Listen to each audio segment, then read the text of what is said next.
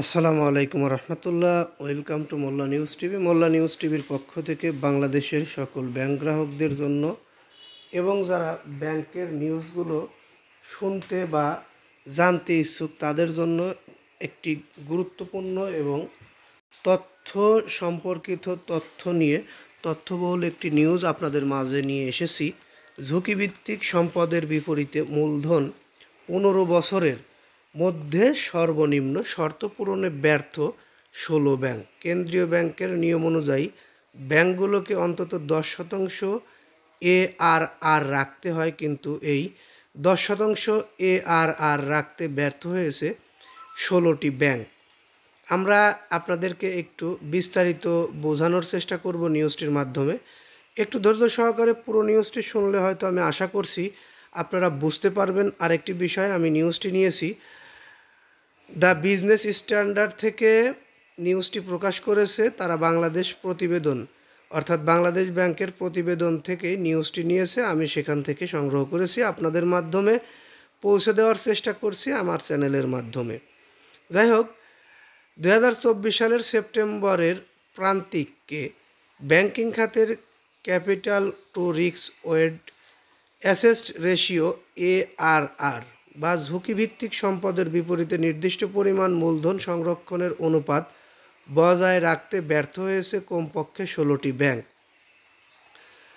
এতে সামগ্রিক ব্যাংকিং খাতে ARR 7% নিচে নেমে গেছে, যা গত 15 বছরের মধ্যে সর্বনিম্ন।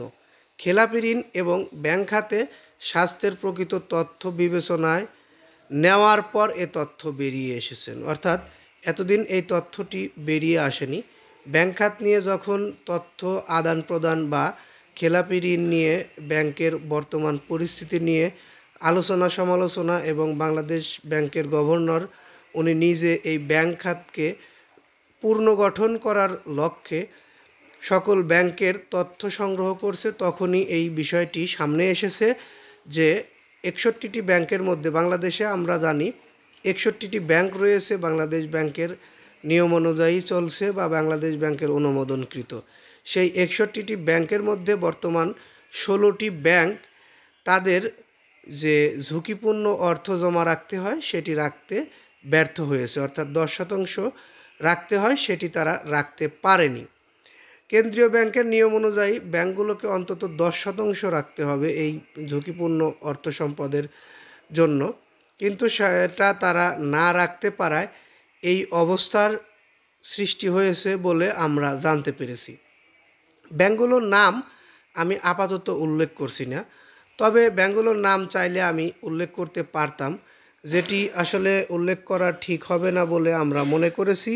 এ কারণে ব্যাংকগুলোর নাম আমরা উল্লেখ না করে এইখান থেকে আমরা আপনাদের জন্য নিউজটি শেষ করছি। পরবর্তী নিউজ পেতে অবশ্যই চ্যানেলটি সাবস্ক্রাইব করে বেল বাটন অন করে রাখবেন। আর আমরা কিছু গুরুত্বপূর্ণ তথ্য সংগ্রহ করছি, সেই তথ্যগুলো পেলে আপনাদের মাঝে তুলে ধরার চেষ্টা করব। এই বলে এখান থেকে বিদায় নিই। আসসালামু আলাইকুম।